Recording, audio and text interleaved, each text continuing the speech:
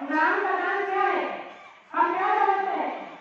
अभी तक हम नाम के गान की कीमत ही नहीं समझ पाए तो गुरु को कैसे समझेंगे?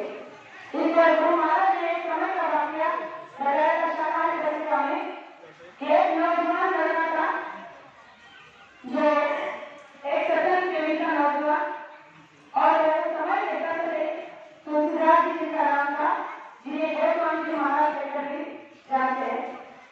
तो वो प्रेमी बड़ा ही उनका अच्छा सत्संगी था और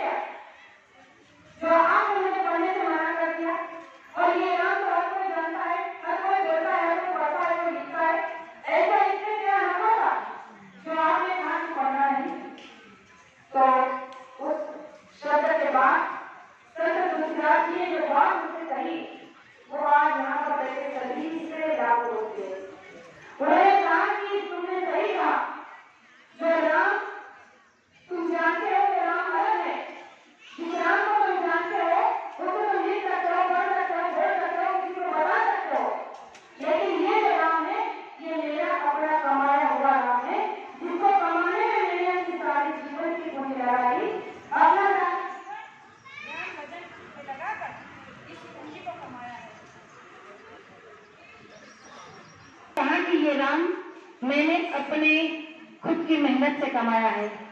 इसके लिए मैंने अपने जीवन की सारा समय लगा दिया, ध्यान भजन में लगाकर, तब जाकर ये राम को मैंने कमाया है।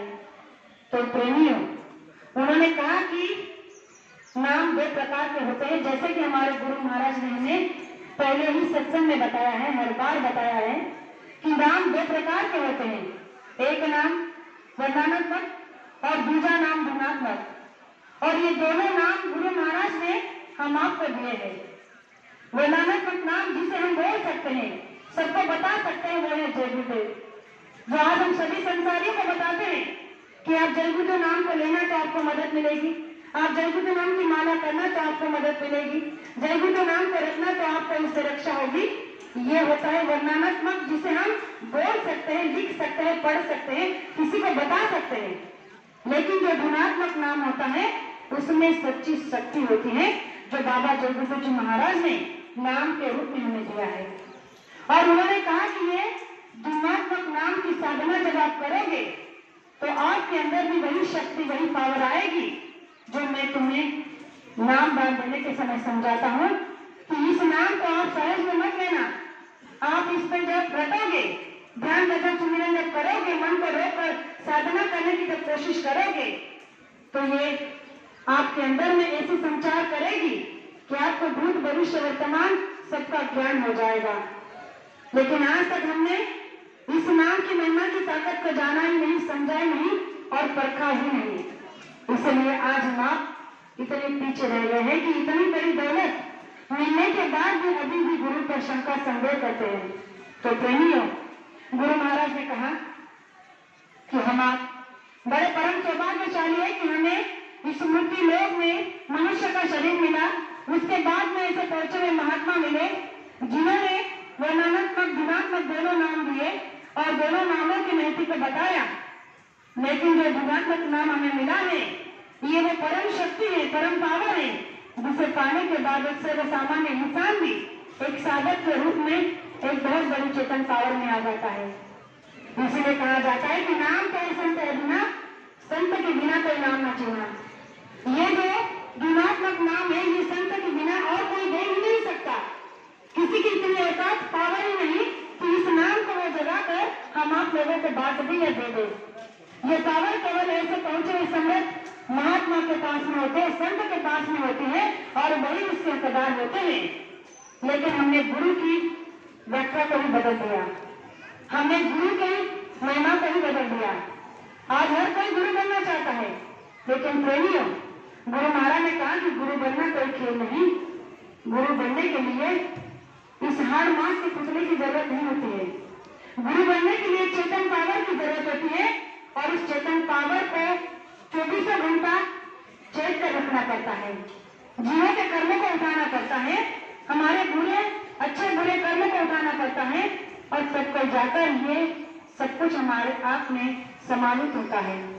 लेकिन हमने इस बात की महिमा को समझाई नहीं तो गुरु को क्या समझ पाएंगे। इसलिए बाबा जय गुरुदेव जी महाराज ने कहा कि आज के दिन आप अपने अंदर की सारी बुराइयों को गुरु चरणों में चढ़ा दो। अगर कुछ दे नहीं सकते ज्यादा तो कम से कम अपने अवगुणों को चढ़ा दो और अवगुणों को चढ़ाने के बाद गुरु से एक दया की भीख मांगो और दया की भीख में यही मांगो कि हे मालिक, हमसे कभी भी कोई ऐसा दुष्कर्म न हो जाए, कभी भी किसी का घी न रुके और ना ही कभी किसी के साथ ऐसी गलत व्यवहार हो जाए जिसका कर्म हम चुका न सके। क्योंकि ये देश कर्म प्रधान है, यहाँ कर्मों को प्रधानता दी गई है और इसीलिए कहा जाता है कि कर्म प्रधान की तरह जाता निर्गत कर्म करने तक कर जाता। लेकिन आज कर्मों की ओर कोई ध्यान नहीं देना चाहता है, जबकि गुरु महाराज ने हरे चेतन में हर बात कहा है कि यहाँ केवल कर्मों की पूजा हो रही है। अगर आप राम को पूछ रहे हैं तो राम को नहीं, उसकी कर्मों को पूजा हो रही है। कृष्ण को पूछ रहे हो तो उसकी नहीं, उसकी कर्मों को पूछ रहे हैं। आज जितने भी देवी देवता को हम पूछ रहे हैं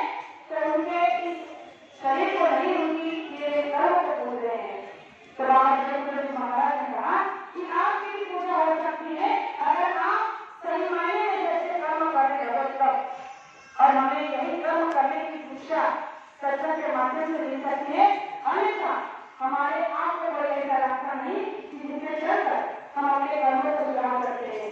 प्रेमियों, कर्म